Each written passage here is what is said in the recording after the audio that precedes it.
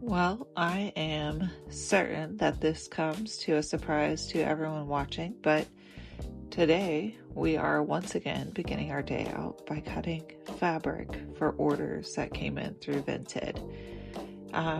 Once upon a time, I'm going to be honest with you, once upon a time, not that long ago, if you had suggested that I would be cutting fabric on a daily basis, I would have been very confused and wondered why you would think that about me. And to be totally transparent, I only started sewing at the beginning of the year, and I've only done a few projects, but I have owned a sewing machine for longer than that. I got one for Christmas a couple of years ago. It took me a full year and maybe like a month to work up the courage to open the box and just start figuring it out. I was a little bit terrified that I would end up tangling it.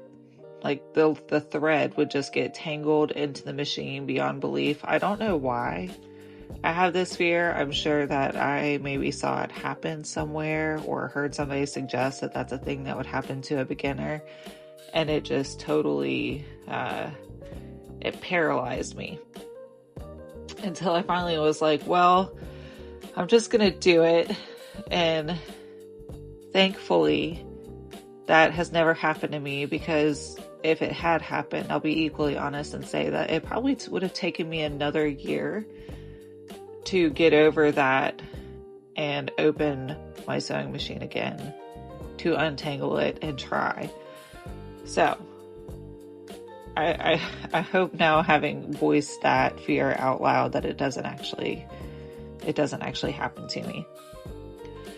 But in the meantime, I somehow have found myself in this odd world of finding beautiful fabrics that I just love and being able to resell them on Vinted. And I have no idea. Where it's going to go or what it could turn into. I'm a dreamer. I dream real big. So I'm here for it though. I'm loving the fabrics. I'm loving this process. I so enjoy hearing what people are doing with it. Like one of these sunflower ones you saw me pack up, the woman, after she purchased it, she sent me a message and she's just so excited to get it because she's making her friend who's having a baby a diaper pouch. And she's like, this one is just perfect for it. And I love hearing that. And I just it brings me joy knowing that people are going to find joy in what they get. And it's so much more than just, I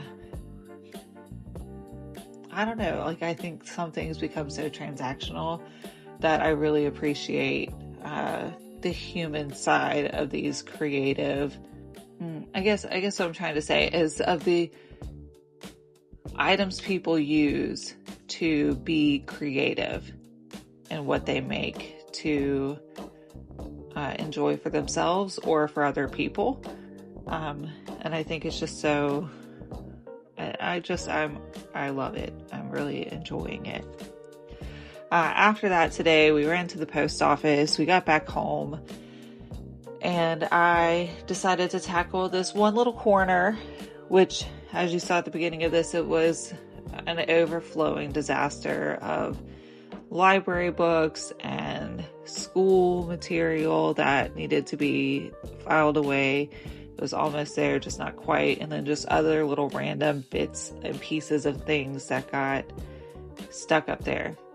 Because, once a surface starts looking like it's not orderly, then it's really easy to just keep setting things there and nobody will be any the wiser. Except for all of us, because it turned into a mountain. So I went through and sorted out all of our library books. Right now, everybody just has things that they enjoy to read. I think one of my favorite things, we just started going to the library really frequently this year. And one of my favorite things has been watching the kids and the books that they naturally gravitate towards. Because I have a couple who love a good story, and they just, like, fiction is right up their alley. They love the silliness of things. And then I have a couple others who gravitate towards, like, the nonfiction books, the animal books, the books where they can learn something about any given topic. So it's really, it's given me more insight into how to reach them in our process of homeschooling. Like what maybe I can do to help them get more engaged in the material. And it's really just, it's been a very sweet moment.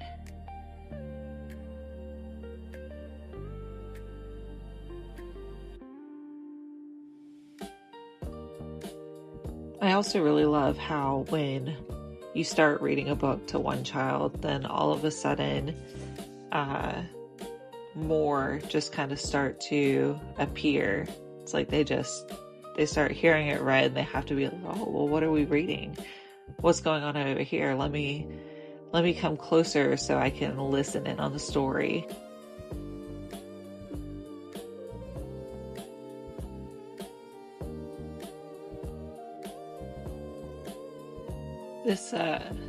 This also took me some time to realize as a mom, is that story time does not have to look like everybody is sitting around my feet or around the table and looking at me and listening intently and looking at every picture in the book in order to enjoy something being read out loud to them.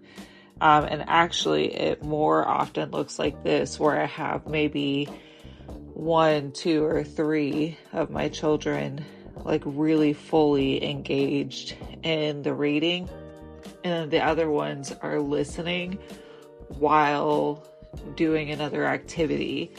And I don't know why it never occurred to me, because I am very much so that way. I have a hard time sitting still and listening to something. I do best if I can be working on a project. Like if my husband's reading me something, then I do best if I sit and crochet, or I'm working with my hands on bookmarks, or if I could sit and sew while he reads to me. I do so much better, because if I'm just sitting still, then my mind starts to wander.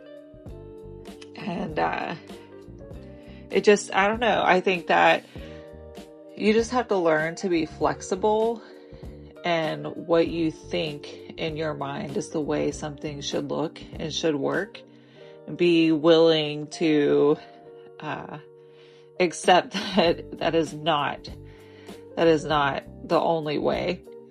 And having so many children in a lot of ways has been a real eye-opener for me in learning to be flexible and how to work with so many different little personalities that need to be engaged in different ways. And it's just, it really, if you look at it as a challenge, like, I know that there's a way to do this. I just have to find that way. It's like a puzzle. Then it makes the process of parenting so much more enjoyable than if you're spending your entire day trying to make them fit in what your idea of parenting looks like. So I don't know. There's so many lessons to be learned in it, and it's like every day I get to figure out something new. And I don't know. I mean, I hope that